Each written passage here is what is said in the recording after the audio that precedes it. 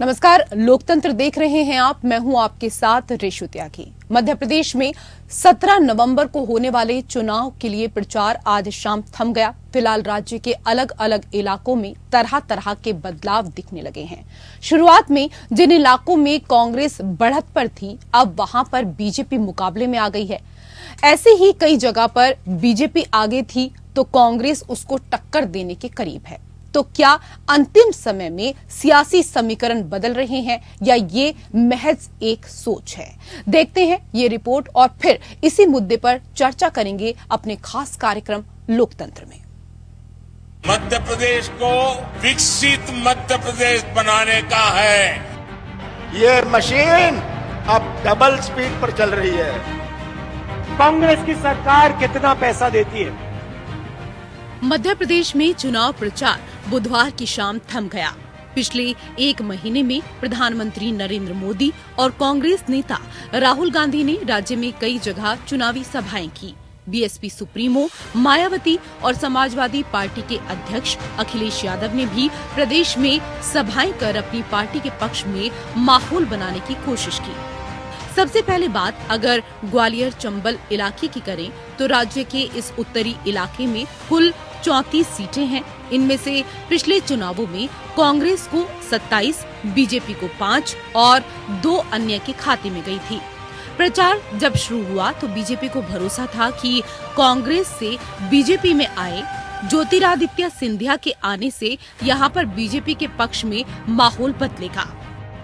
केंद्रीय मंत्री नरेंद्र तोमर को भी इसी इलाके की दिमनी से चुनाव मैदान में उतारा गया, लेकिन ऐसा नहीं हुआ।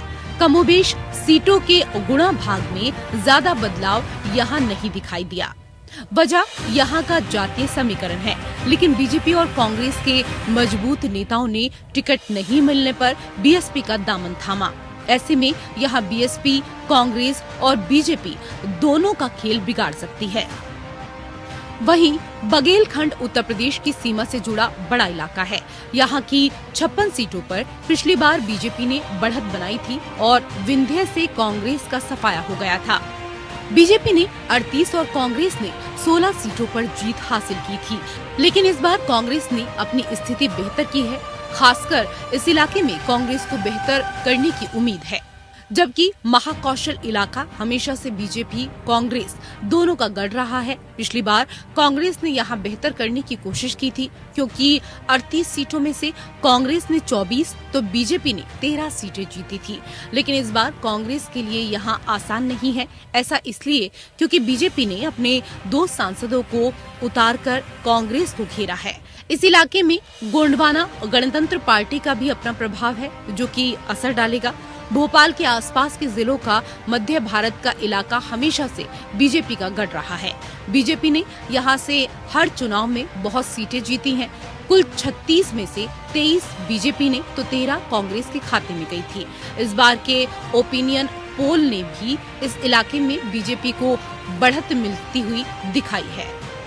यही कारण है कि यहाँ मुकाबला बीजेपी कांग्रेस के बीच सीधा होता है। कोई तीसरी पार्टी का जोर यहाँ पर नहीं है। ऐसे में कमोबेश यहाँ स्थिति में बदलाव नहीं होता दिख रहा है। वहीं मालवा निमाड़ में जीतने वाली पार्टी ही सरकार बनाने में कामयाब रहती है। 66 सीटों वाले इस इलाके में पिछली बार बीजेपी ने 28 तो कांग्रेस ने 35 सीटों पर जीत हासिल की थी। इस कारण बीजेपी सत्ता में नहीं आ पाई थी। इस इलाके में बड़ी संख्या में आदिवासी सीटें हैं, जो कि कांग्रेस की परंपरागत सीट रही है। पिछली बार आदिवासी वोटर बीजेपी से नाराज थे, लेकिन इस बार मुकाबला टक्कर का है। बीजेपी को फिर यहां से सीटें जीतने की उम्मीद है। बीजेपी और कांग्रेस को यहां कुछ सीटों पर बीएसपी और सपा से कड़ी टक्कर मिल रही है। वैसे देखा जाए तो मध्य प्रदेश के हर इलाके में अलग अलग तरीके से चुनाव लड़ा जाता है। मुद्दे और प्रचार के तरीके अलग होते हैं, लेकिन शुरुआत में इन इलाकों में जो बढ़त देखी गई है वो कुछ कम हो रही है। कितनी कम होगी और जीत हार का अंतर कितना होगा, ये तो 3 दिसंबर को विधानसभा चुनाव के परिणाम से ही पता लगेगा। लेकिन सबकी नजर अब 17 नवंबर को होने वाले मतदान पर है।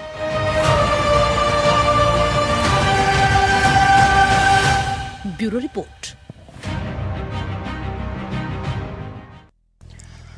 जी हाँ, तो एमपी में चुनाव प्रचार थम चुका है और पिछले एक महीने की अगर बात करें तो चाहे प्रधानमंत्री नरेंद्र मोदी को लेकर बात करें, अमित शाह को लेकर बात करें, जेपी नड्डा को लेकर बात करें, कांग्रेस की तरफ से राहुल गांधी हो या फिर प्रियंका गांधी या फिर कमलनाथ, कोई भी ऐसा नेता नहीं रहा जिसने मध्य प्रदेश का दौरा नहीं किया हो, जनसभाएं नहीं की हो, ताबड़तोड़ रैली ना की हो या रोड शो ना किए हों। लगातार पिछले एक महीने से कह सकते हैं कि बीजेपी और कांग्रेस के तमाम दिग्गज नेता मध्य प्रदेश और छत्तीसगढ़ में डेरा डाले हुए हैं। एक के बाद एक जनसभाएं इस दौरान बीजेपी और कांग्रेस के दिग्गज नेताओं ने की। चुनाव प्रचार के आखिरी दिन अब बात करें तो मध्य प्रदेश में कई दिग्गज नेता आज पहुंचे हुए थे और सभी से इस दौरान वोट अपने पक्ष में देने की अपील इन नेताओं ने की है।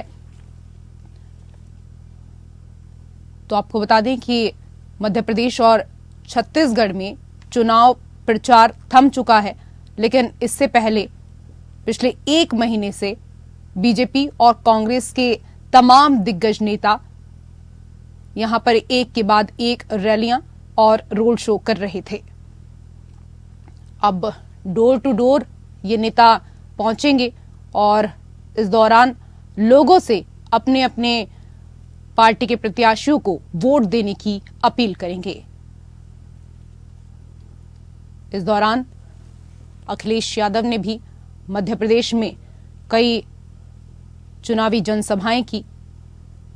बसपा भी इस बार मध्य प्रदेश में काफी एक्टिव नजर आ रही है, लेकिन जनता किसके सिर ताज पहनाएगी ये तो चुनाव के नतीजे ही तय कर पाएंगे। लेकिन फिलहाल मध्य प्रदेश और छत्तीसगढ़ में चुनाव प्रचार थम चुका है और एक एक दिन के भीतर कई कई जनसभाओं को इस दौरान बीजेपी के तमाम केंद्रीय मंत्रियों ने संबोधित किया। खासतौर पर अगर बात की जाए प्रधानमंत्री नरेंद्र मोदी की, तो मध्य प्रदेश और छत्तीसगढ़ में एक एक दिन के भीतर 5-5, 6-6 जनसभाओं को प्रधानमंत्री ने खुद संबोधित किया है और उनके निशाने पर इस दौरान कांग्रेस रही। मध्य प्रदेश में प्रधानमंत्री ने यह कहा कि हर जीत की गारंटी मैं स्वयं हूं।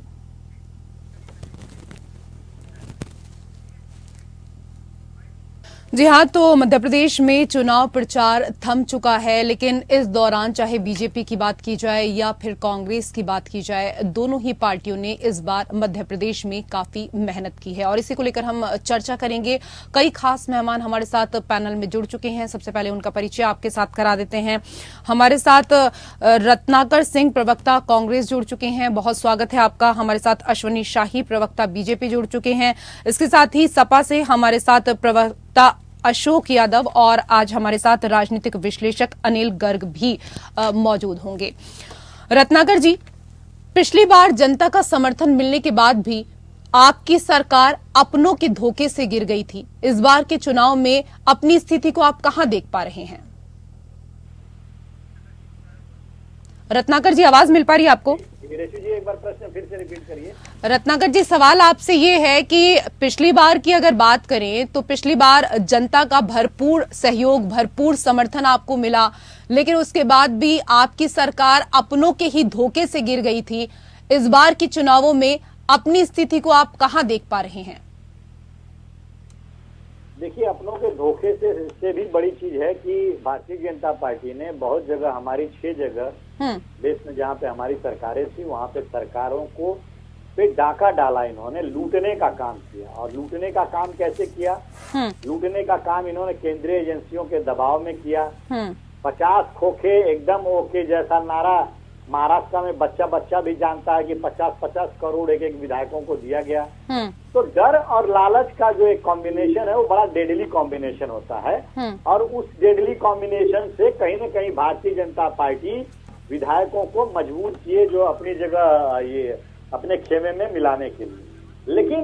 लेकिन एक चीज बात समझने की है कि जनता को जब भी मौका मिला है और जहां जहां भी मौका मिला है, भारतीय जनता पार्टी ने जो ऑपरेशन लोटस के तहत सरकार बनाई थी, उस सरकार को उखाड़ फेंकने का काम किया और ऐसा उखाड़ फेंका है कि फिर जो है वो उस स्थिति में नहीं रही कि वहां पे ऑपरेशन लोटस भी चला सके।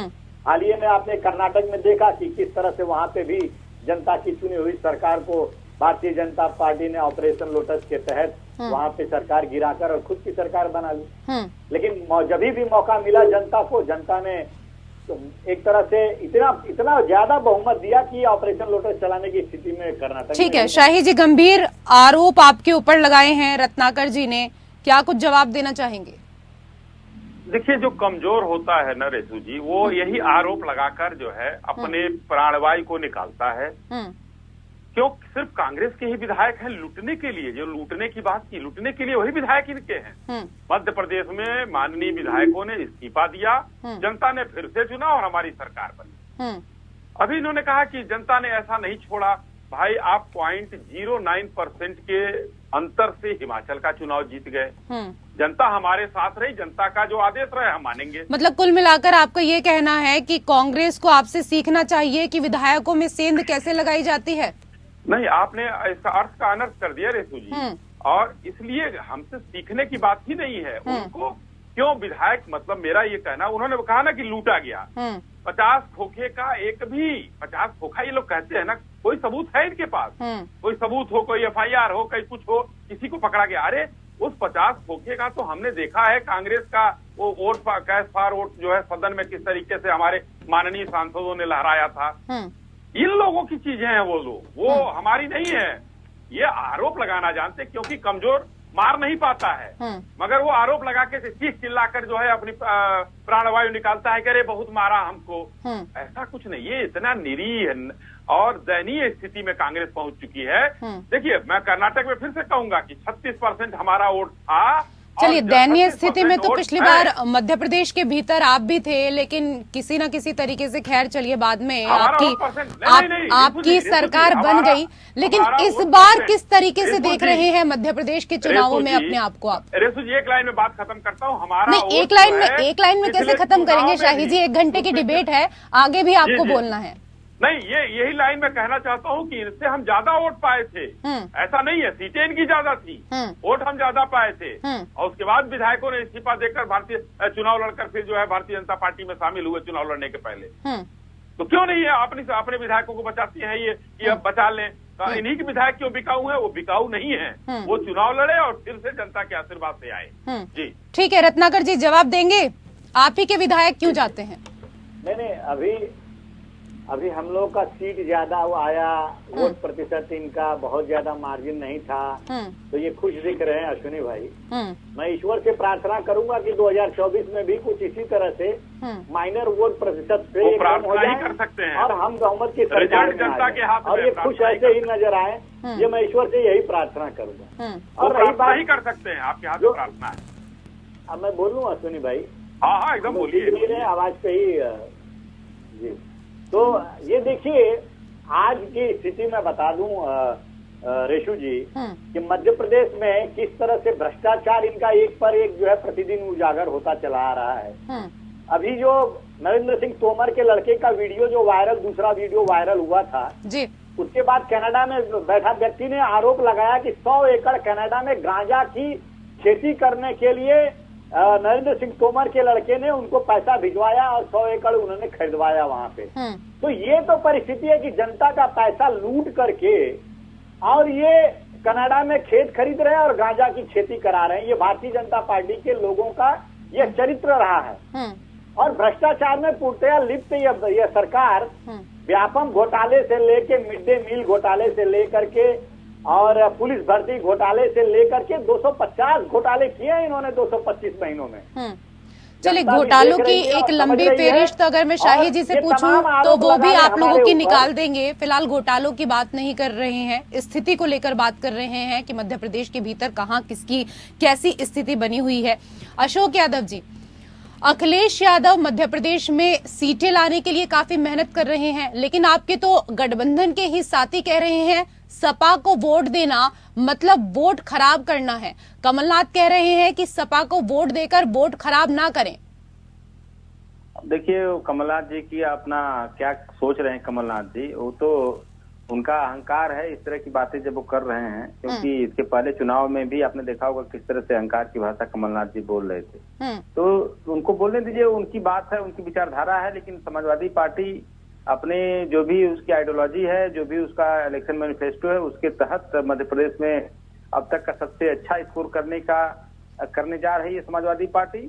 और चूंकि कांग्रेस हमारी सहयोगी दल है, लेकिन इसके बाद भी समाजवादी पार्टी चूंकि प्रदेश में उसके खिलाफ चुनाव लड़ रही है, और हम लोग मजबूती से कांग्रेस और भाजपा दोनों से मध्य प्रदेश में लड़ रहे हैं। और जो हमारा परफॉर्मेंस रहा 2013 में 60 विधायकों का, उससे ऊपर समाजवादी पार्टी इस बार परफॉर्म करने जा रही है। ठीक है, जीत का तो दावा हर कोई करता है, लेकिन आपके सहयोगी हैं कांग्रेस पार्टी, तो ऐसी उम्मीद नहीं की जा सकती कि कांग्रेस के दिग्गज नेता इस तरह के बयान दें। जब विधानसभा में इस तरह के बयानों की बौछार हो रही है, तो लोकसभा में कैसे आप लोग साथ में मिलकर लड़ेंगे, कैसे साथ चलेंगे? सवाल तो यहाँ पर यही है यादव जी।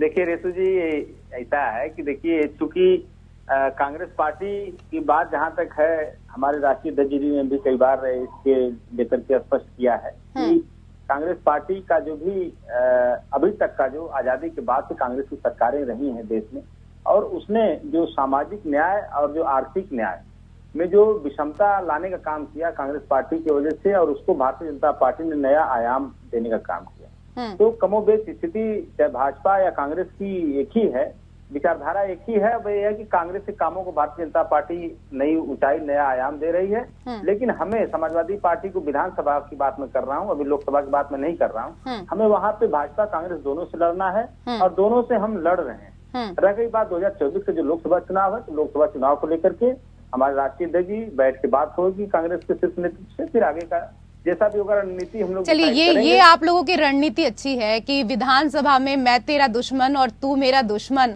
और लोकसभा में सब मिलकर एक साथ आ जाएंगे। ऋषु जी, चूंकि देखिए मैं बताऊं आपको कि जो लोकसभा का उद्देश्य है, ऋषि, बहुत बड़ा उद्देश्य है। और ये उद्देश्य इतना बड़ा है कि इसमें सारे जितने भी मुद्दे हैं, सब पार्टियों के मुद्दे गौण हो जाते हैं, क्योंकि वो बहुत बड़ा उद्देश्य है। आपका तो उद्देश्य एक ही है ना कि हर हाल में बस बीजेपी को हराना है, इसके अलावा कोई और दूसरा उद्देश्य है? ऐसी बात नहीं, ऐसी बात नहीं है। बीजेपी को हराने का उद्देश्य नहीं है। जो विपक्ष है उसका उद्देश्य इस देश का जो संवैधानिक व्यवस्था है, वो व्यवस्था बनी रहे। जिस तरह से ईडी, इनकम टैक्स एजेंसियां हैं, जिस तरह से दादागिरी करके भारतीय जनता पार्टी को लगातार चुनाव जितवा रही हैं, उसके खिलाफ हम लोग साथ में रहेंगे। जिस तरह से आपने देखा होगा कि लगातार किस तरह से भ्रष्टाचार की बात करते थे माननीय मोदी जी, अब अगर वो भ्रष्टाचार की बात करते हैं तो जनता हंसती है, उसको मीम बनाए जाते हैं। जब मोदी जी भ्रष्टाचार के खिलाफ लड़ने की बात करते हैं, जब नारी शक्ति बंधन की बात करते हैं, तब जनता हंसती है उससे, क्योंकि अभी भी आज की डेट में आप देखेंगे कि उत्तर प्रदेश में डायल 100 की जो संवाद अधिकारी महिलाएं हैं, किस तरह से उनका उत्पीड़न यही योगी सरकार करने का काम की, उनकी दिवाली, काली दिवाली कर दी यही योगी सरकार। तो कहीं न कहीं इस तरह डायल 100 नहीं, अब डायल 112 हो गया है। वैसे शाही जी क्या कुछ कहना चाहेंगे? हम अशोक यादव जी की बात को सुनकर मुझे एक गाना याद आ गया। एक लीडर फिल्म का गाना था, हमी से मोहब्बत हमी से लड़ाई, हाय मार डाला दुहाई दुहाई। तो ये मध्य प्रदेश में जाकर किस तरीके से नूरा कुश्ती कर रहे हैं, और 24 में एक साथ जाकर मिलकर लड़ने की बात करते हैं। तो कितना जो है मतलब एक दोहरा चरित्र है, उसको हम जो है देख पा रही है जनता कि किस दोहरे चरित्र में ये इंडी अलायंस के लोग हैं। आज एक दूसरे की को गाली दे रहे हैं। कोई कह रहा है चोरों की पार्टी है, कोई कह रहा है वोट न बर्बाद करो, कोई कह रहा है कि टिकट उत्तर प्रदेश में हम दे रहे हैं, हम वहां लड़ेंगे। जीती हुई बिजावर की सीट पर कांग्रेस उम्मीदवार खड़ा कर दे रही है।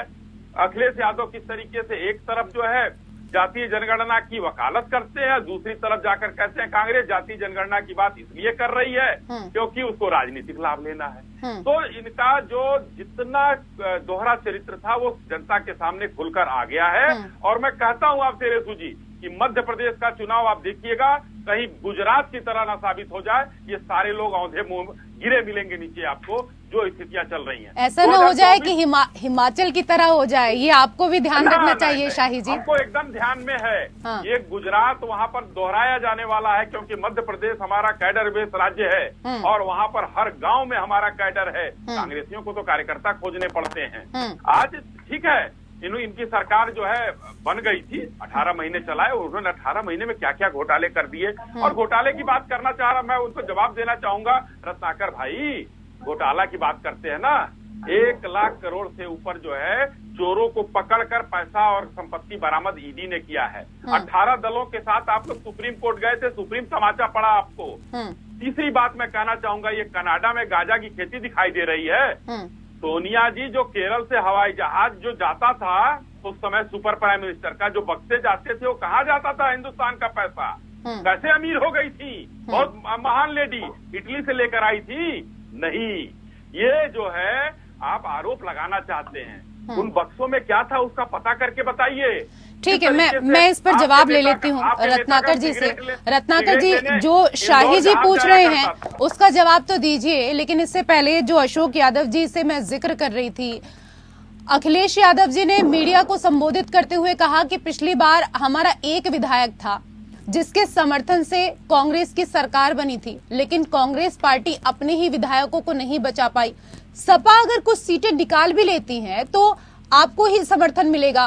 फिर अपने ही साथी के लिए इस तरह के शब्दों का इस्तेमाल आपकी पार्टी के दिग्गज नेता क्यों कर रहे हैं कि सपा को वोट देकर वोट खराब हो जाएगा?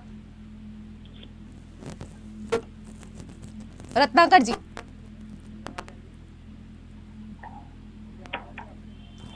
रत्नाकर जी, आवाज मिल पा रही है आपको? चलिए, लगता है मेरी आवाज रत्नाकर जी तक नहीं पहुंच पा रही है। अश्विनी शाही जी, आप कंप्लीट कीजिए अपनी बात। जी देखिए रेसू जी, जो मैं कहना चाह रहा था कि ये लोग नूरा कुश्ती जिस हिसाब से लड़ रहे हैं, आप भ्रष्टाचार और उसकी बात छोड़िए, क्योंकि इस समय विपक्ष के पास मुद्दों का अभाव है, तर्कों का अकाल है, और जो ये लोग बात बोलते हैं उस बात में ये दम नहीं है कि ये कोई नैरेटिव सेट कर सकें, क्योंकि नेगेटिव नैरेटिव सेट कर रहे हैं ये लोग। कहीं भी जा रहे हैं नेगेटिव नैरेटिव माननीय प्रधानमंत्री जी के खिलाफ ये सेट कर रहे हैं। अब बताइए, राहुल गांधी का बचकाना बयान किस तरीके से है, मेड इन मध्य प्रदेश, अरे भाई कभी छपता है? तो ठीक है ना, आप लोग चुनाव आयोग से शिकायत कर तो रहे हैं ना, प्रियंका गांधी को लेकर भी आपने शिकायत कर ही दी। वो अलग चीज है, वो अलग चीज है शिकायत। देखिए रेसू जी, लेकिन ये बचकाना बयान कौन सा, किस पार्टी का नेता देगा? ये इस स्तर के लोग हैं कि जिनके परिवार में 3-3 प्रधानमंत्री रहे हैं, इसके सरकारों में जो है इनका 56 साल का योगदान रहा है, उसके बाद ये बचकानी बात। और वो है सोने के चम्मच लेकर पैदा हुए कि सीधा उनको महासचिव बनाया गया, सीधा अध्यक्ष बना दिया गया। आपने देखा है कहीं? नहीं देखा। ये परिवारवादी पार्टियां हैं, भ्रष्टाचारी पार्टियां हैं, जमानत पर चल रहे हैं ये लोग। नेशनल हेराल्ड में पूछताछ चल रही है, अभी पवन बंसल को बुलाया गया था। तो इस चीजों में देखिए ये लोग कहीं भी अब टिक नहीं रहे हैं। इनको सिर्फ और सिर्फ करना क्या है, मोदी विरोध करना है, जिससे भाजपा का भी विरोध ये नहीं कर रहे हैं, ये मोदी विरोध, क्योंकि मोदी जी ने एक अकेले ऐसे नेता का अब जब मोदी जी कहते हैं हर राज्य में जाकर कि हर चीज की गारंटी मैं स्वयं हूं, तो जाहिर सी बात है कि अगर विरोध कांग्रेस करे या सपा करे तो किसका करे? क्योंकि अगर हम देखें किसी भी राज्य के भीतर, तो वो वहां के राज्यों के भीतर सरकार ने क्या किया है उसका बखान करते हुए नजर नहीं आते, केंद्र ने क्या किया है उसके बारे में ज्यादा चीजें बताते हुए नजर आते हैं। मोदी राहुल गांधी के ऊपर निशाना साधते हैं, प्रियंका गांधी के ऊपर निशाना साधते हैं, तो जाहिर सी बात है कि जब वो ऐसे दिग्गज नेताओं के ऊपर निशाना साधेंगे तो कहीं ना कहीं ये नेता भी तो जवाब देंगे ना। शाही जी, कौन दिग्गज नेता? राहुल गांधी दिग्गज नेता, उनको पार्टी के लोग उनको गंभीरता से नहीं लेते हैं। आप दिग्गज नेता कह रही हैं, बचकानी बात करने वाला आदमी दिग्गज है। आपके लिए गंभीर नहीं होंगे ना, आपके लिए गंभीर नहीं होंगे, कांग्रेस के लिए वो क्या है ये तो कांग्रेस ही आपको बताएगी ना। रेसू जी प्लीज हमको पूरा कर लेने दीजिए, मतलब सवाल लंबा हो जा रहा, मुझे थोड़ा सा जो है चूंकि न देख पा रहे हैं हम लोग, केवल सुन पा रहे हैं, तो या तो आप सवाल कर लीजिए या फिर मैं। नहीं, कोई बात नहीं, तो बहुत सारी चीजें सुनने से भी समझ में आती है ना। मोदी जी को मन की बात में आप सिर्फ सुनते हैं, देख थोड़ी ना पाते हैं, लेकिन उनको भी तो सुनते हैं ना। वहाँ कोई बोलता नहीं, तो यहाँ मन की बात नहीं चल रही, यहाँ तो वाद विवाद की प्रक्रिया चल रही है और हमको अपनी बात रखनी है। ठीक है, तो आप ही बात रख रहे हैं। अभी तो कोई और जुड़ा भी नहीं है। रत्नाकर जी का फोन कट हो गया है, सिर्फ अशोक यादव जी हमारे साथ हैं और वो तो धैर्य के साथ सुन ही रहे हैं। खैर, आप अपनी बात कंप्लीट करिए। आप आज धैर्य से नहीं सुन रही है, ये समस्या है। तो आप तो मेरी बात पूरी कर लें, फ्लो खराब हो जाता है तो मैं शांत होकर बैठा रहूंगा, कोई दिक्कत नहीं है। नहीं, अगर हम आपके फेवर में या इस तरह की बातें करें, नहीं इस तरह की बातें करें कि हाँ जी सब बहुत अच्छा हुआ है तो आपको बड़ा अच्छा लगता है। अगर आपकी कमियों को कहीं पर गिना दें शाही जी तो खराब लगने लगता है, फिर कांटों की तरह चुभने लगती हैं वो बातें आपको। रेसू जी, ऐसा है, कांटा चुभाइए या आप जो है सवालों के तीर छोड़िए, हमको उससे पार्टी को कोई वो नहीं है, मगर हमारे बीच में मत बोलिए, फ्लो खराब होता है। मेरा निवेदन सिर्फ इतना है। चलिए आप कंप्लीट करिए क्योंकि रत्नाकर जी भी जुड़ गए हैं, फिर उनके पास में जाऊंगी। आप उन्हीं से ले लीजिए, मैं शांति से सुन रहा हूँ। क्यों जब फ्लो ही खराब कर दिया आपने। एक विषय वस्तु होता है, क्वेश्चन काउंटर क्वेश्चन क्या होता है? काउंटर क्वेश्चन होता है जब पहले सवाल का जवाब आ जाए, तो बीच में सवाल हो जाएगा, ये उचित नहीं है। नहीं ऐसा नहीं है ना। अगर आप चीजें आप भी तो सवाल ही पूछ रहे हैं ना, आप भी सवाल पूछ रहे हैं और उसका जवाब जब हमारे पास उसकी जानकारी है तो हम उसका जवाब दे रहे हैं। बहरहाल रत्नाकर जी आ गए हैं, वो ही आपको जवाब देंगे। रत्नाकर जी अब आपको जवाब देंगे। ठीक है शाही जी, रुक जाइए, सुन लीजिए शाही जी, आप बेहतर वो कर रही हैं। सुन लीजिए शाही जी। मोदी जी छोटे नेता है, ये मैंने कब कहा कि राहुल गांधी बड़े नेता है, मोदी जी छोटे नेता है? ये मैंने कब कहा? ये किस तरह की बातें आप कह रहे हैं? हमारी बातों को बीच में काटते हुए आपने कहा ये उचित नहीं है। मैंने ये नहीं कहा। मैं अपनी बात को फिर से दोहरा देती हूँ शाही जी। मैं भी दोहरा देता हूँ कि मुझे आपने बोलने का मौका नहीं दिया। जैसे मैंने बोलना शुरू किया इतनी देर से शाही जी आप ही बोल रहे हैं, डिबेट में और कोई जुड़ा ही नहीं है। रत्नाकर जी का फोन कट गया तो और कौन बोल रहा है? मैं अकेले थोड़ी ना बोलती रहूंगी। इसके बाद मैं अच्छा ठीक है, आप अपनी बात कंप्लीट कर लीजिए। शाही जी आज किसी और मूड में ही बैठे हैं लगता है आप। हेलो, चलिए रत्नाकर जी, अभी आपको आवाज मिल पा रही है? मेरी आवाज आ रही है रेशू जी? जी आपकी आवाज मुझे आ पा रही है। रत्नाकर जी आपसे सवाल ये था, क्योंकि हम यहाँ पर अखिलेश यादव को लेकर जिक्र कर रहे थे इससे पहले अशोक यादव जी से, और कई गंभीर सवाल इस दौरान शाही जी ने भी आपके ऊपर उठाए हैं। उनकी बातों को अगर आपने सुना हो तो उसका तो जवाब दीजिएगा ही। इसके साथ ही ये भी बताइए कि जब अखिलेश यादव की अगर बात करें तो उन्होंने मीडिया को संबोधित करते हुए कहा कि पिछली बार हमारा एक विधायक था जिसके समर्थन से, जिसके सहयोग से कांग्रेस की सरकार बनी थी, लेकिन कांग्रेस पार्टी अपने ही विधायकों को नहीं बचा पाई। इस बार सपा कुछ सीटें निकाल भी लेती है तो भी वो समर्थन आपको ही देगी। फिर क्यों आपकी पार्टी के दिग्गज नेता सपा के लिए ये कह रहे हैं कि सपा को वोट मत दीजिए, अगर आप सपा को वोट देंगे तो आपका वोट खराब हो जाएगा? देखिए रेशू जी, एक चीज मैं बता दूं कि लोकतंत्र में हर पार्टी अपने वजूद के लिए, अपने जीत के लिए लड़ाई लड़ती है। और अगर कहीं न कहीं हमारा कोई गठबंधन नहीं हुआ है विधानसभा के लिए, और समाजवादी पार्टी अगर मध्य प्रदेश में आकर चुनाव लड़ती है भारतीय जनता पार्टी के खिलाफ और कांग्रेस के खिलाफ, तो निश्चित रूप से वो दूसरी पार्टियों को कोसने का काम करेगी। ये तो एनडीए में भी हुआ है। इंडिया का ही उदाहरण क्यों लेते हैं आप लोग? एनडीए में भी हुआ है। जेडीयू कई बार जो है वो इनके खिलाफ चुनाव लड़ी है, तो भारतीय जनता पार्टी को कोसने का काम किया है। तो लोकतंत्र में अगर पार्टियां आपके साथ नहीं लड़ रही हैं तो एक दूसरे को कोसने का काम करेंगी ही करेंगी। जो कोई भी करेगा, कांग्रेस पार्टी हो या समाजवादी पार्टी हो या भारतीय जनता पार्टी। और रही बात अभी जहां पे चुनाव की और भ्रष्टाचार की बात कह रहे थे हमारे अश्विनी भाई, मैं कहना चाहूंगा कि 10,000 करोड़ का घोटाला किया है नरेंद्र मोदी के, नरेंद्र सिंह तोमर के जो है लड़के ने। 10,000 करोड़ का घोटाला, ये कोई छोटा मोटा घोटाला नहीं है। आप एजेंसियों को वहां पे क्यों नहीं भेज रहे भाई? आप कोई ड्राइवर के स्टेटमेंट के आधार पे महादेव ऐप में 508 करोड़ का आरोप लगा करके और भूपेश बघेल जी पे आप जो है जांच कराने के लिए कवायद कर रहे हैं।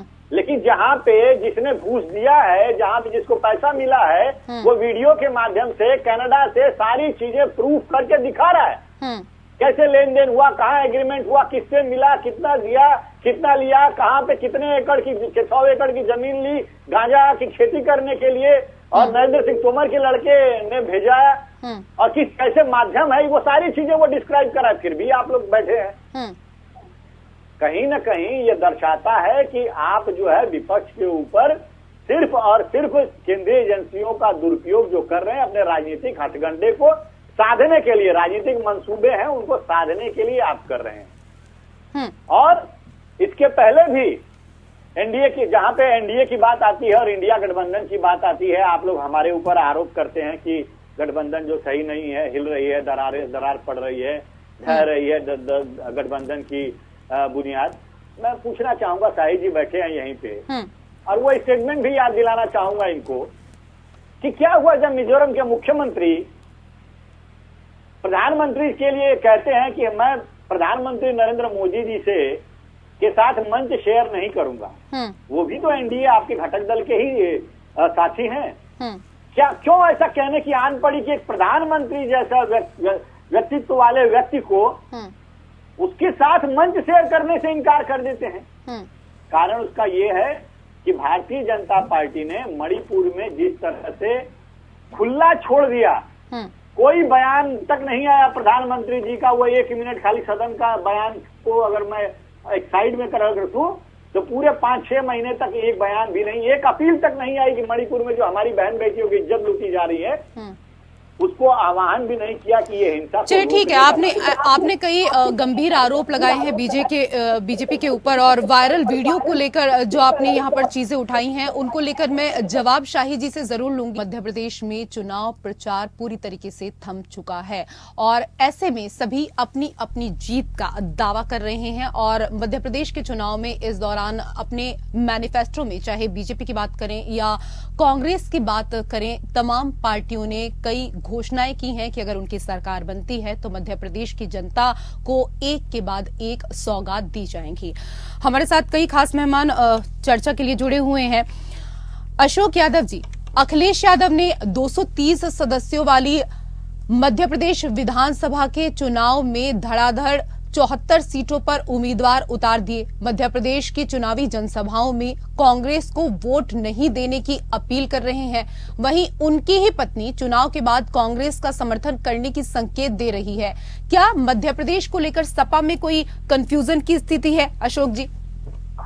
नहीं, देखिए, मध्य प्रदेश को लेकर के समाजवादी पार्टी का कोई कंफ्यूजन नहीं है। वहां पे समाजवादी पार्टी एक तरफ कांग्रेस से लड़ रही है, दूसरी तरफ भारतीय जनता पार्टी से लड़ रही है। ये हमारा स्पष्ट रुख है और इसमें हमारा रुख ये है कि समाजवादी पार्टी जो आंदोलन है पीडीए को लेकर के है, क्योंकि लगातार पिछड़ा, दलित और अल्पसंख्यक को इन दोनों दलों ने कहीं न कहीं सामाजिक और आर्थिक न्याय का जो समीकरण है, दोनों दलों ने इसमें बाधा डालने का काम किया है। तो इसलिए समाजवादी पार्टी दोनों दलों के खिलाफ लड़ रही है और चूंकि वहां पे मध्य प्रदेश में हमारे पार्टी का बहुत अच्छा वोट शेयर था रेशु जी, इसलिए हम वहां पे कांग्रेस को वॉकओवर भी नहीं दे सकते जैसा कि कांग्रेस चाह रही थी, क्योंकि हम एक राजनीतिक दल है ना, और हम अगर नहीं चुनाव लड़ेंगे तो एक बहुत खराब मैसेज जाएगा। दूसरी बात को जो हमारे राष्ट्रीय अध्यक्ष लगातार कांग्रेस की बात कर रहे हैं या भारतीय जनता पार्टी, दोनों की बातें कर रहे हैं। ऐसा नहीं कि खाली कांग्रेस की जो बात कर रहे हैं, उन्होंने तो ये भी बात कर रहे हैं कि किस तरह से भारतीय जनता पार्टी इस देश के संविधान और लोकतंत्र पे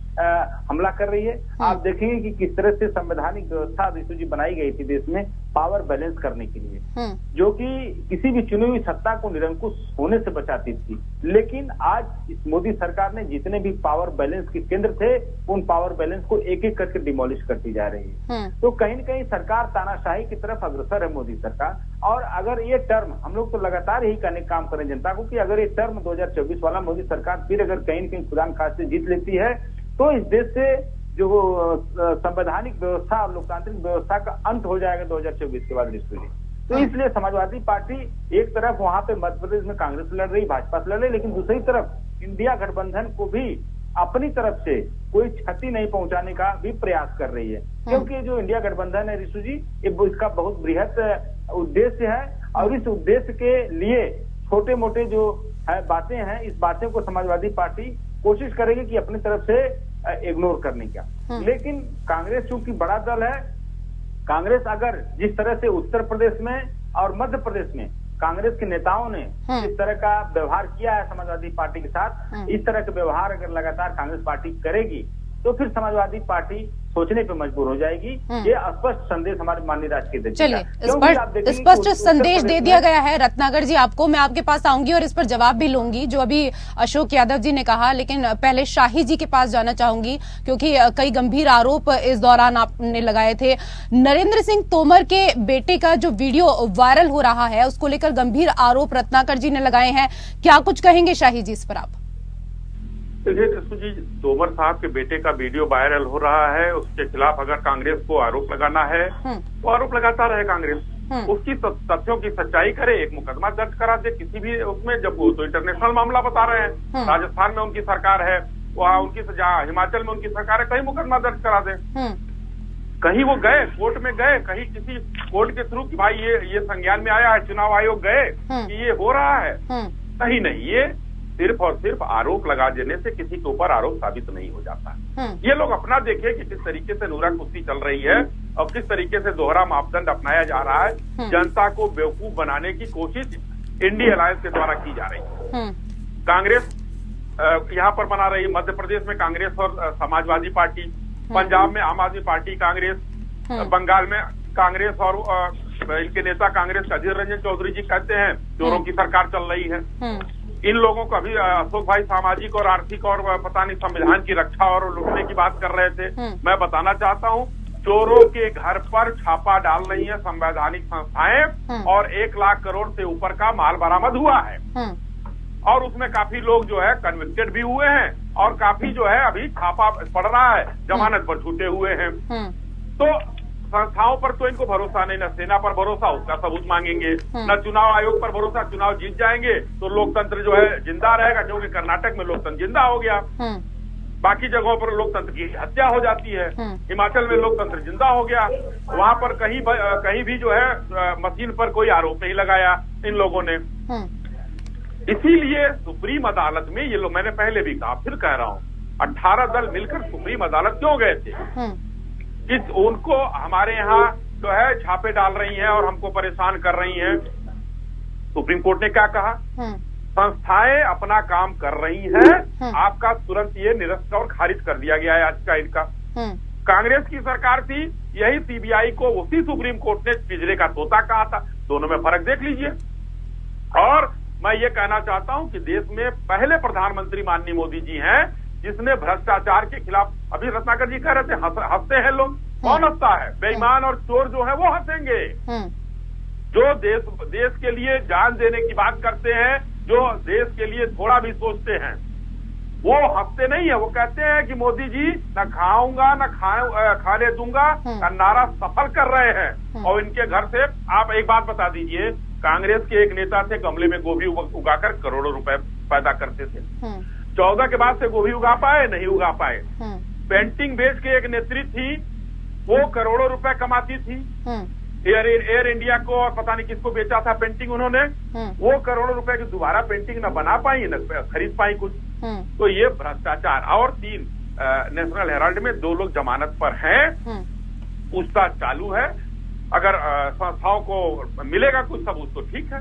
चलिए, आम आदमी पार्टी के आपने जो सवाल उठाए हैं मैं जरा जवाब ले लेती हूँ अब इनका रत्नाकर जी से। गमले की गोभी का जिक्र तो आपने सुन ही लिया होगा रत्नाकर जी, लेकिन इससे पहले आपने ही जो गंभीर आरोप लगाए केंद्रीय मंत्री नरेंद्र सिंह तोमर के बेटे देवेंद्र तोमर के ऊपर, तो शाही जी का कहना है कि अगर सारी चीजें आप लोगों के पास हैं ही तो आप लोग कहीं शिकायत करने के लिए क्यों नहीं पहुंचे? रत्नाकर जी, चलिए लगता है आवाज नहीं पहुंच पा रही है रत्नाकर जी को। अशोक जी, आपसे भी मैं इस पर टिप्पणी लेना चाहूंगी। देखिए, करप्शन की बात शाही जी कर रहे थे। करप्शन का जहां तक बात है ऋषि जी, देखिए करप्शन और ये सरकार में थोड़ा सा दूसरे टाइप का करप्शन है। जो इसके पहले वाली सरकारें थी वो करप्शन को करप्शन के तौर पर देखा जाता था, लेकिन इस सरकार में क्या है कि करप्शन को लीगलाइज कर दिया गया है और करप्शन को एक अच्छा सा कानूनी जामा पहनाने का काम किया गया है। और वो कानूनी जामा के दायरे में रहकर के इतना करप्शन किया जाता है कि ऐतिहासिक रूप से करप्शन 2014 के बाद से 2023 तक हुआ है। ऋषि जी, आपने देखा होगा कि जब कोरोना काल में एक तरफ देश जो है महामारी से जूझ रहा था, वहीं पे भारतीय जनता पार्टी आपदा में अवसर तलाश कर रही थी और उसने आपदा में अवसर का तलाश कैसे किया? पीएम केयर फंड बनाया उसने, क्योंकि इसके पहले 1947 से प्रधानमंत्री आपदा राहत कोष पहले से मौजूद था, लेकिन उसमें मोदी जी ने पैसा नहीं डलवाया। वो पीएम केयर फंड बनवाया, प्राइवेट फंड बनवाया माननीय प्रधानमंत्री के नाम से। किसी देश का प्रधानमंत्री प्राइवेट नहीं हो सकता, लेकिन उन्होंने प्रधानमंत्री के नाम से एक प्राइवेट फंड बनवाया और उसमें लगभग 3000 करोड़ उन्होंने पब्लिक सेक्टर से कर लिया। जो 2% कारपोरेट सोशल रिस्पॉन्सिबिलिटी फंड, जिसको CSR फंड बोलते हैं, ये प्राइवेट सेक्टर की कंपनियां देती हैं सरकार को, वो फंड उन्होंने ट्रांसफर कराया, लोगों की सैलरी ट्रांसफर कराई। तो इस तरह से उन्होंने पीएम केयर फंड के नाम पे हजारों करोड़ रुपया उन्होंने जमा करवाया और उसकी ऑडिट भी नहीं होने देंगे, उसकी RTI के दायरे से भी उसको बाहर रखेंगे। तो मतलब ये किस तरह का फंड है आपके पास? तो दूसरी चीज आप बताएं कि ये जो इलेक्टोरल बॉन्ड का कॉन्सेप्ट, आपने देखा होगा इलेक्टोरल बॉन्ड का कॉन्सेप्ट, जब ये जेटली साहब थे वित्त मंत्री, उन्होंने कहा कि इससे ट्रांसपेरेंसी आएगी। अभी तक क्या होता था कि 20,000 रुपए से ज्यादा अगर कोई चंदा देता था तो उसको इलेक्शन कमीशन में इन्फॉर्म करना होता था, लेकिन इसमें जो इलेक्टोरल बॉन्ड का कॉन्सेप्ट इन्होंने लाया, मतलब लीगलाइज लूट का दूसरा एग्जाम्पल मैं आपको बता रहा हूँ। इस लीगलाइज लूट में हजारों करोड़ रुपया दिया जा रहा है और कोई आपको बताने की जरूरत नहीं है कि मतलब हमने इलेक्शन कमीशन बताने की जरूरत नहीं है। दूसरी चीज जो भी मतलब आपका कहना है कि बीजेपी लूट कर रही है, लेकिन लीगल तरीके से लूट कर रही है। लीगल लूट कर रही है, लीगलाइज लूट है। अब ये सरकार अगर बदलेगी रिशु जी, तब इसकी जांच होगी कि लीगलाइज लूट में इन्होंने क्या क्या लूटा है। तो यही सरकार, देखिए जो कांग्रेस की सरकार, चलिए आपकी तो आज भाषा भी बिल्कुल अखिलेश यादव की तरह ही मिलती जुलती नजर आ रही है। शाही जी, आपसे जवाब लेना चाहूंगी जो अभी अशोक यादव जी ने कहा, और इसके साथ ही एक चीज और जी, मैं जरा पूरा कर लेती हूँ। शाही जी, मुझे आवाज मिल रही है। हाँ, तो मुझे मौका दीजिए मेरी बात। रत्नाकर जी, मैंने इससे पहले आपसे ही सवाल किया था, लेकिन शायद सवाल आप मेरा सुन नहीं पाए थे। उसके बाद मैंने अशोक यादव जी से सवाल किया। मैं शाही जी से एक बार इस पर टिप्पणी ले लेती हूँ, उसके बाद मैं तुरंत आपके पास ही आऊंगी। शाही जी, अभी जो यादव जी कह रहे थे, ठीक उसी तरीके से अखिलेश यादव कह रहे हैं कि मध्य प्रदेश बीजेपी में इस बार कई बड़े नेताओं का डिमोशन हो गया, जबकि बड़े नेताओं का प्रमोशन होता है और ऐसा राजनीति में पहली बार देखने को मिला है। सपा राष्ट्रीय अध्यक्ष ने कहा कि मध्य प्रदेश में इतने संभाग नहीं है, उससे ज्यादा तो मुख्यमंत्री के दावेदार हो गए हैं। सपा के पास क्या है? अखिलेश यादव के अलावा कौन बड़ा नेता है? सपा तो यही सोचेगी ना। और पहली बार कैसे हुआ है? हमने वहाँ पर जो है त्रिपुरा में हमने यही काम किया, केंद्रीय वहाँ पर मंत्री और MP को उतारा, हमारा प्रयोग सफल रहा। त्रिपुरा में सरकार है हमारी। पश्चिम बंगाल में हमने यही वो किया, लाकेश चटर्जी से लेके और बाबुल सुप्रियो, और उस समय हमारे साथ थे, और ये लोग थे अपना क्या कहते हैं नीतीश प्रमाणिक जी, जो आज गृह राज्य मंत्री है। इन सब लोग चुनाव लड़ने का हमको फायदा ये हुआ कि 3 सीट से 77 सीट हम पहुंच गए। तो ये तो प्रयोग भारतीय जनता पार्टी करती रहती है। अब इनके पास अखिलेश जी के अलावा कोई है ही नहीं है। प्राइवेट लिमिटेड कंपनी वही चलाते हैं, मालिक वही है, बाकी तो सब जो है रियाया है उनकी। तो इसलिए ये लोग उससे आगे सोच नहीं सकते हैं। तो हम लोगों ने प्रयोग किया और हमारे कैंडिडेट हैं, इनके यहाँ अशोक भाई हमारे बैठे हुए हैं, ये बताए ना राष्ट्रीय अध्यक्ष बन सकते हैं। ये काबिलियत बहुत है, बहुत अच्छा बोलते हैं, नहीं बन सकते हैं। लेकिन वहां पर हमारे 18 मुख्यमंत्री के कैंडिडेट हैं, कम से कम आपने माना तो कि संभाग से ज्यादा हमारे पास है। अब उसमें हम अच्छे का चुनाव करेंगे, अच्छा आदमी फिर चलाएगा हमारा प्रदेश। चलिए, अच्छा है, कम से कम आपने ये तो कहा कि प्राइवेट लिमिटेड कंपनी चलाते हैं, ये नहीं कहा कि प्रोप्राइटरशिप चलाते हैं। बहरहाल रत्नाकर जी, जो आपने गंभीर आरोप लगाए थे मंत्री तोमर के बेटे को लेकर, तो शाही जी का ये कहना है कि अगर आपके पास इस तरह के कोई सबूत हैं तो आपको किसने मना किया था? आप लोग शिकायत कर सकते थे, आप लोग चुनाव आयोग जा सकते थे, लेकिन आप लोग क्यों नहीं गए? देखिए रेशु जी, हाथ कंगन को अर्थी क्या, पढ़े लिखे को फारसी क्या। मध्य प्रदेश की जनता हमारे लिए वही कोर्ट है और वही न्यायालय है। अब समय हमारे पास नहीं है कि हम जाएं और कोर्ट में इनकी चीजों को रखें, फिर मध्य प्रदेश की जनता को बताएं कि ऐसा हो रहा है। और देखिए, आरोप लगाना और आरोपी को रंगे हाथ पकड़ के प्रूफ के साथ, सबूत के साथ आरोप लगाना, ये दोनों चीजों में अलग अलग चीजें हैं। आरोप तो ये महादेव का छत्तीसगढ़ के CM भूपेश बघेल पे भी लगाए थे। 508 करोड़ कहाँ गया भाई? कैश कहीं मिला ही नहीं। एक अदना से ड्राइवर के बयान के ऊपर, और इन्होंने 508 करोड़ का आरोप लगा दिया। कहीं पे इनको मनी ट्रेस मिला? कहीं नहीं मिला।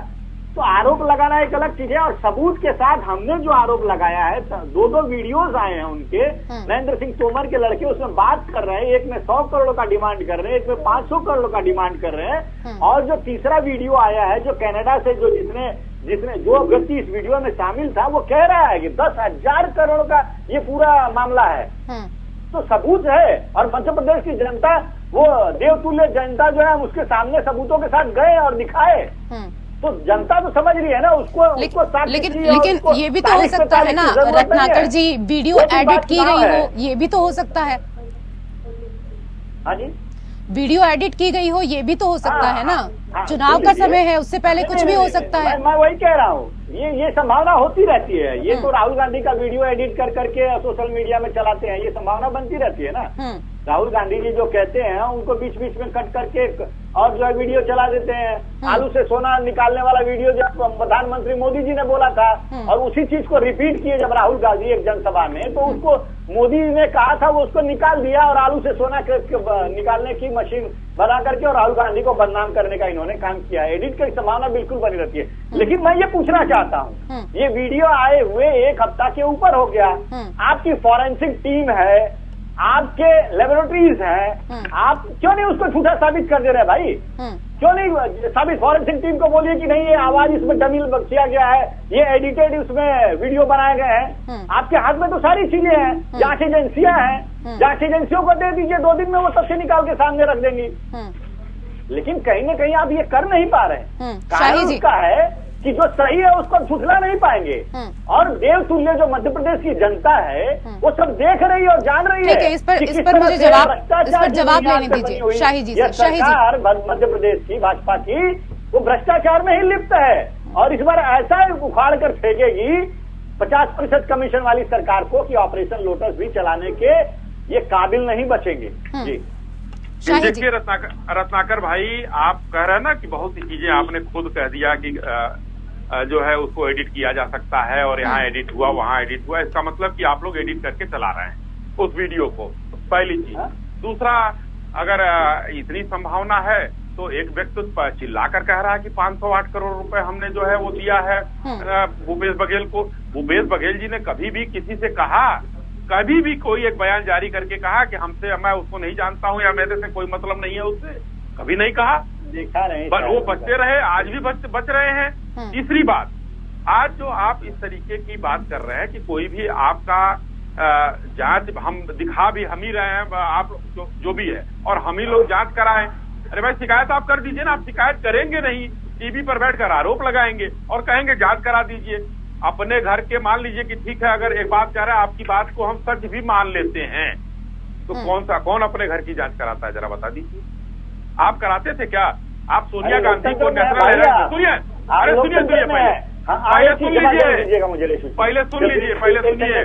सोनिया गांधी और राहुल गांधी ने नेशनल हेराल्ड में जो घोटाला किया था, और सुब्रमण्यम स्वामी जी ने जब मुकदमा किया, तो क्यों नहीं आप लोगों ने जांच कराई उसकी? वो जांच कब शुरू हुई है? ठीक है शाही जी, आपकी बात कंप्लीट हो गई हो तो जवाब ले लेती हूँ रत्नाकर जी से। जी देखिए रेशू जी, ये कह रहे हैं कि अपने घर की जांच कौन कराता है। देखिए, लोकतंत्र में इस तरह की बातें को इतनी असहनीयता से कहना, असहजता से कह देना, कितना बड़ा हास्यास्पद जो है ये वक्तव्य है इनका। अरे आपने कराया था क्या सोनिया जी की जांच कराई थी आपने? अरे सुन तो लीजिए। अरे आप सुन रहे थे हमारी बात? सोनिया जी के मैं कह रहा हूँ कि ठीक है शाही जी उनको कंप्लीट करने दीजिए। जी, ठीक है। देखिए किस तरह से ये कह रहे हैं कि अपने घर की जांच कोई करता है। अरे घर में अगर बच्चा बिगड़ता है ना कोई, तो भी घर के जो बड़े बुजुर्ग होते हैं उसको डांटते हैं, उसको सजा देते हैं कि अगली बार से ये गलती न करे। और आप सरकार में बैठे हैं, और मैं कहता हूँ, हमने यूपीए का उदाहरण ले लीजिए। यूपीए में हमने 54% जो है वो विपक्ष पे, मतलब कि हम लोगों ने एनडीए पे कार्रवाई की, तो हमने बाकी का 46% अपने सत्ता पक्ष के नेताओं के ऊपर जो करप्शन में लिप्त थे सोनिया जी के ऊपर किया कि नहीं किया? आपने क्या किया? आपने 95% से ज्यादा सोनिया जी के ऊपर किया या नहीं किया? नेताओं के, विपक्ष के नेताओं के ऊपर कार्रवाई की। ये आंकड़े साफ दर्शाते हैं कि आपकी मंशा जो है वो ठीक नहीं है। आप लूट खसोट में विश्वास रखने वाले हैं और आप कह रहे हैं कि मोदी जी ने कहा था कि न खाऊंगा न खाने दूंगा। हाँ बिल्कुल, मोदी जी की बातें कहे थे वो बिल्कुल सही है। आज देश की परिस्थिति ही ऐसी हो गई है, गरीब। सोनिया जी के खिलाफ आपने जांच कराया या नहीं कराया, ये इसका जवाब दीजिए भाई। आप कितनी भी बात पूछ लीजिए शाही जी, उनको इस बात का जवाब नहीं देना है, तो क्यों आप बार बार वही सवाल दोहरा रहे हैं? भाई साहब सुन लीजिए, सोनिया और राहुल के बारे में बता दीजिए कि सोनिया जी और राहुल जी के बारे में जांच कराया। सुन तो लीजिए अश्विनी भाई, परिवार का लड़का बिगड़ जाता आप ही ने कहा है। अश्विनी भाई सुन लीजिए, उसी का जवाब दे रहा हूँ मोदी जी का। एकदम नाम लेकर चलिए एक लाइन में दे दीजिए रत्नाकर जी, क्योंकि समय का अभाव है। एक लाइन में प्लीज। बिल्कुल एक लाइन में दे देता हूँ, एक लाइन में दे देता हूँ। न खाऊंगा न खाने दूंगा, बिल्कुल खाऊंगा न खाने दूंगा। सोनिया जी और राहुल जी का जवाब भूखे मरने दूंगा। हाँ, लोगों की हालत खराब कर दूंगा, महंगाई जवाब पे लाऊंगा, बेरोजगारी। चलिए शाही जी, आज की डिबेट में आपको आपका जवाब आज तो शायद रत्नाकर जी नहीं देंगे, शायद कल मौका मिले तो आप उनसे जवाब ले लीजिएगा। बहुत बहुत शुक्रिया आप सभी मेहमानों का मेरे साथ चर्चा में जुड़ने के लिए। लोकतंत्र में मेरे साथ फिलहाल इतना ही। नमस्कार।